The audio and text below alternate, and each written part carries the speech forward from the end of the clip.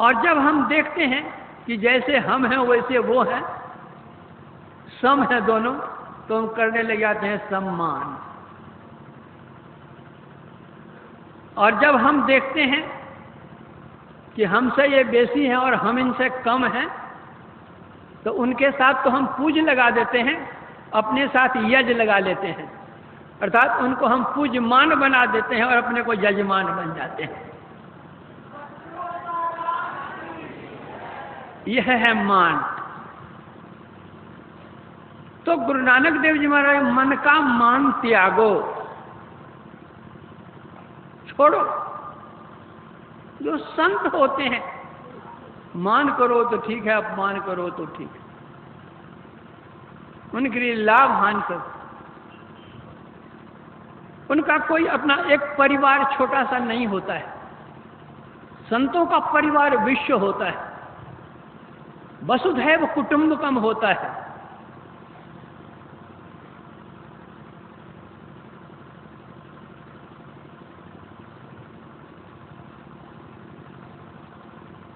गोस्वामी तुलसीदास जी महाराज शांत निरपेक्ष निर्मम निरामय अगुण शब्द ब्रह्मैक पर ब्रह्म ज्ञानी, ये संत होते हैं। निर्मम, ममता नहीं। ममता किससे? तुलसी ममता राम सो। वे अपने परिवार की ममता में नहीं रहते।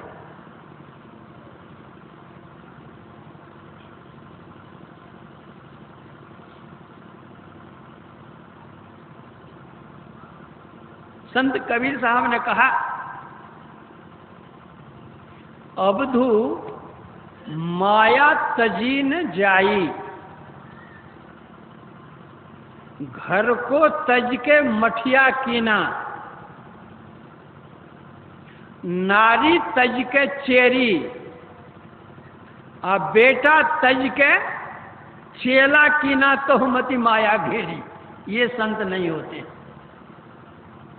अपने घर को तो छोड़ दिया, लेकिन मठिया बनाने में लग गए। अपनी पत्नी को तो छोड़ दिया, लेकिन चेली को नहीं छोड़ सकते हैं। अपने बेटा को तो छोड़ दिया, लेकिन चेला को नहीं छोड़ सकते हैं। जो चेला पढ़ेगा, दिन को कहो रात, रात को कहो दिन, तो कहने के लिए करने को तैयार है। ऐसे संत नहीं होते।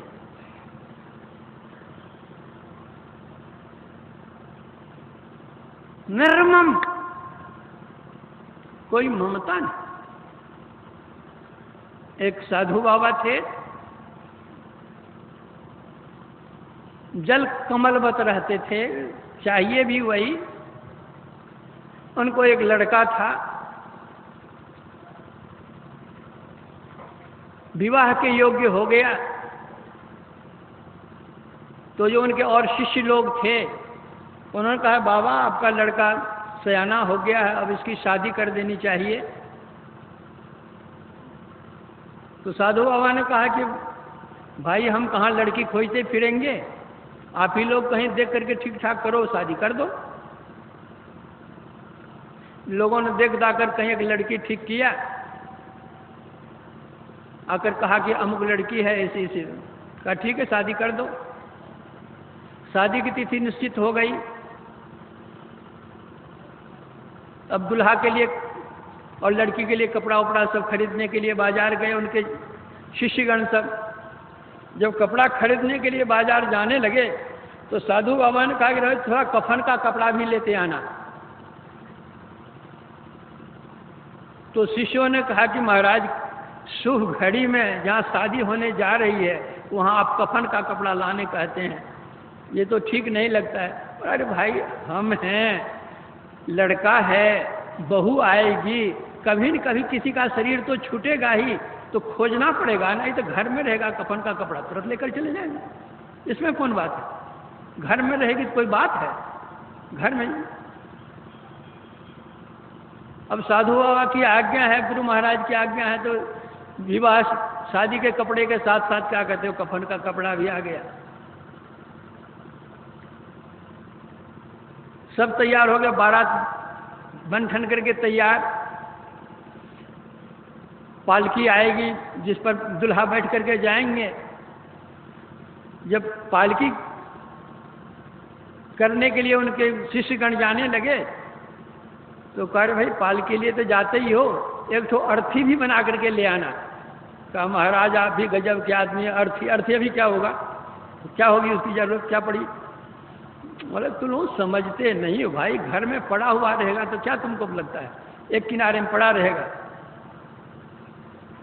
तब गुरु महाराज की आज्ञा है क्या, तो पालकी भी उधर से आई, वो अर्थी भी का रख दो किनारे, एक किनारे अर्थी पड़ी हुई।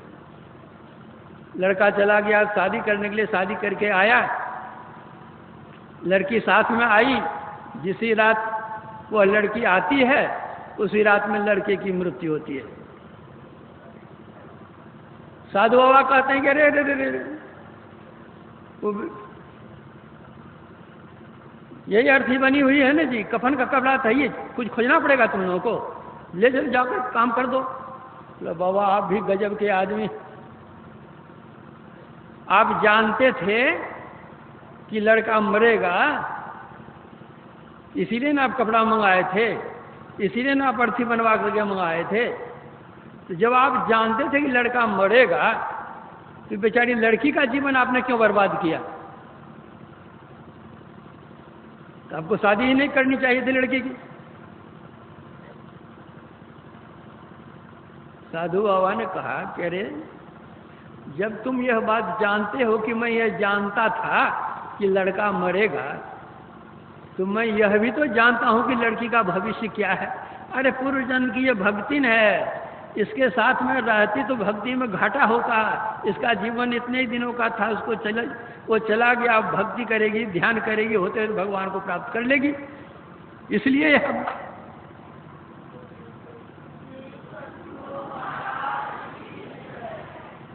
तो जो संत होते हैं, तुलसी ममता राम सो, परिवार से नहीं, राम सो ममता, और संसार से समता सब संसार, राग न रोष न दोष दुख।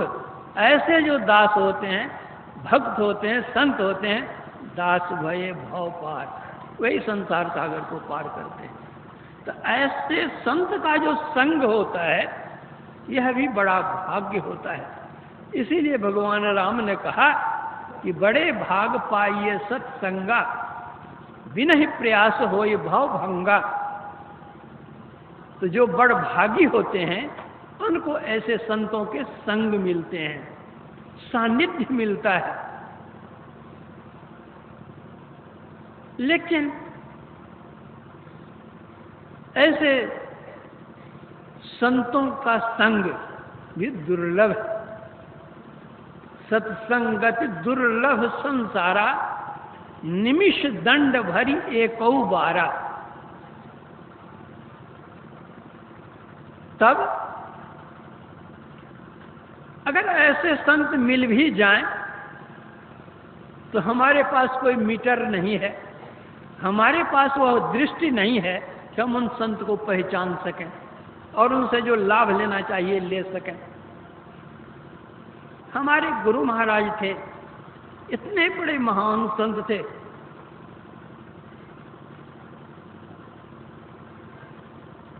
कितने को उनका सानिध्य प्राप्त हुआ और कितने ने क्या उनसे लिया। हम लोग क्या ले सके उनसे, देने के लिए तो सब कुछ खोल दिए। सदगुरु सब कुछ दीन, देत कछु ना रहो, हम ही अभागिन नारी, सुख तज दुख ले हो। गई पिया के महल, पिया संग ना रची, हृदय कपट रहो छाए मान लज्जा भरी।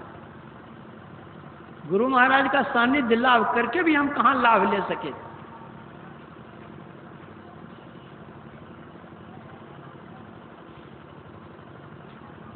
गंगा जी की धारा बहती है, गंगा जी किसी को नहीं कहती कि तुमको 1 किलो जल दूंगी, कि तुमको 1 क्विंटल जल दूंगी, कि तुमको इतने 1 टन जल दूंगी। जितना बड़ा पात्र हमारे पास है, गंगा जी से उतना जल हम ले आते हैं। उसी तरह गुरु कृपा तो प्रवाहित होती रह रही है, धारा बह रही है, तब भी बहती थी, अब भी बह रही है, लेकिन पात्र हमारे पास जितना बड़ा होगा उतना ही तो हम लेंगे, बेसी कहाँ से ले सकेंगे, अटेगा कहाँ से।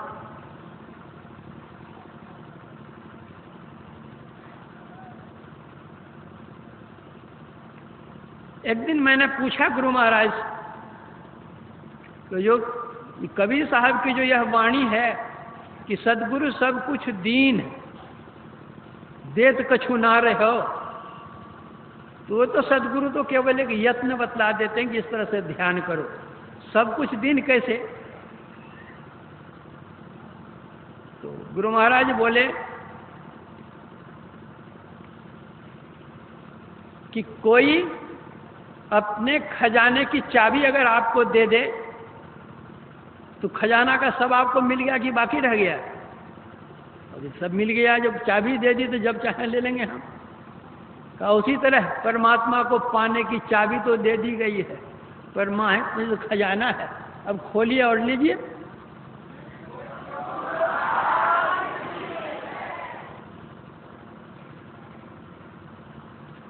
एक वकील साहब आए गुरु महाराज से दीक्षा लेने के लिए, तो गुरु महाराज बोले कि मेरा नाम लेकर कि उनसे दीक्षा ले लीजिए, आजकल मैं दीक्षा नहीं देता हूँ, उनसे दीक्षा ले लीजिए। तो वकील साहब ही ठहले बहस करने वाले होते हैं ना वकील। तो गुरु महाराज से वे कहते हैं कि हुजूर मेरा तो मन था आपसे ही दीक्षा लेने का, लेकिन आप कहते हैं उनसे दीक्षा लीजिए।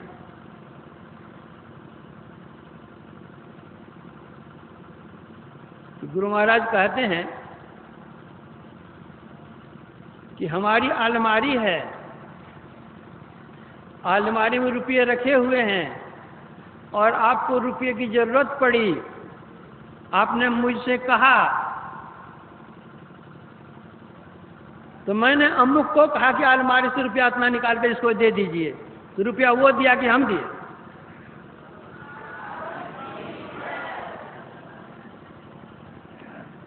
उसी तरह हम तो उनको आज्ञा दी है तो हमारी अलमारी से निकाल करके वे देते हैं कि वो अपना थोड़े देते हैं। तो फिर वो के साहब ने मुझे भजन भेज लिया, सदगुरु सब कुछ दीन देत कछु ना रहो, हम ही अभागन नार सुख तज दुख ले। तो ऐसे संत के दर्शन होने पर भी हम लोग लाभ नहीं ले सकते हैं। जिस समय में संत होते हैं उसमें उनकी पहचान ही नहीं हो पाती है। अगर कोई पहचान करते हैं तो कुछ उनको मिल भी जाता है। उस समय के लोग उनको गालियां देने के लिए जानते हैं, उनको अपमान करने के लिए जानते हैं, बेइज्जत करने के लिए उनको जानते हैं, जान मारने के लिए भी जानते हैं, लेकिन उससे ज्ञान लेने के लिए नहीं जानते। यह तो हमारी दृष्टिहीनता है, क्षीणता है, ज्ञान की कमी। तब फिर जब ऐसे संतों की हम पहचान ही नहीं कर सकते हैं तो फिर सत का संग कहाँ। सतस्वरूप सर्वेश्वर को प्राप्त करने के कारण संत भी सतस्वरूप हैं, उनका संग सत्संग है, लेकिन ऐसे संत भी नहीं मिल रहे हैं, तब हम क्या करें। तो उन संतों की वाणियों का हम संग करें। वे जितने संत हुए सभी संत सत वचन ही कहे हैं, इसलिए उन संतों की वाणी का हम संग करें। उन्होंने क्या कहा है उसके अनुकूल हम अपना आचरण बनाए, हमारा जीवन कल्याणमय हो।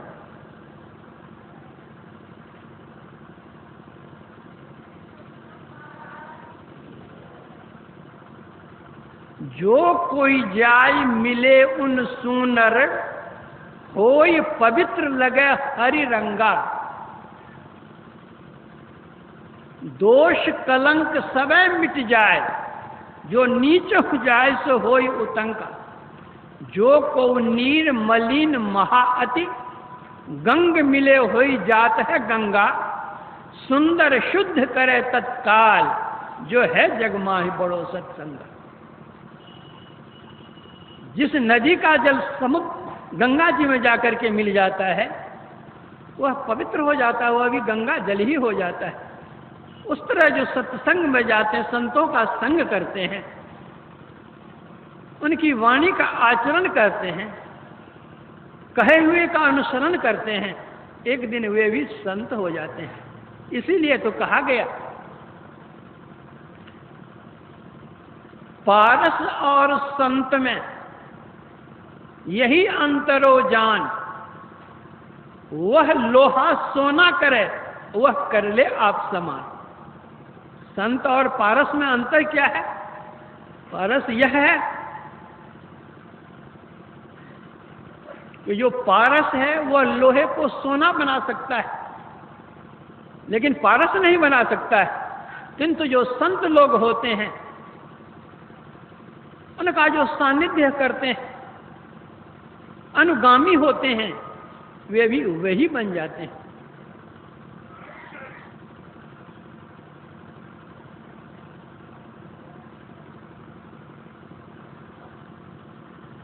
सत और संग, सत और असत, ये दोनों सापेक्ष शब्द हैं।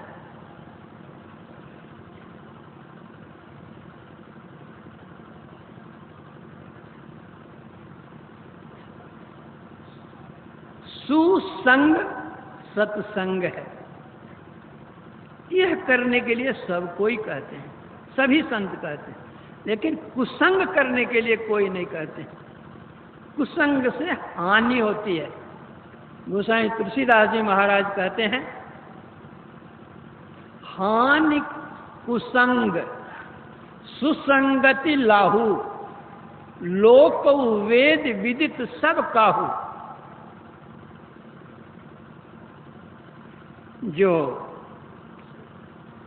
अच्छे लोगों का संग करते हैं, अच्छी संगति करते हैं, उनका फल अच्छा होता है। और जो बुरे लोगों का संग करते हैं, कुसंग करते हैं, उसका फल बुरा होता है। एक हंस था, वैशाख जेठ की दोपहरी में एक छायादार वृक्ष की डाल पर आकर बैठ गया। शीतल मंद समीर चल रहा था, उसमें वह आराम से बेचारा हंस बैठा हुआ था। उसी जंगल में एक शिकारी शिकार करते हुए आया और श्रांत क्लांत होकर उसी पेड़ के नीचे वह लेट गया, सो गया।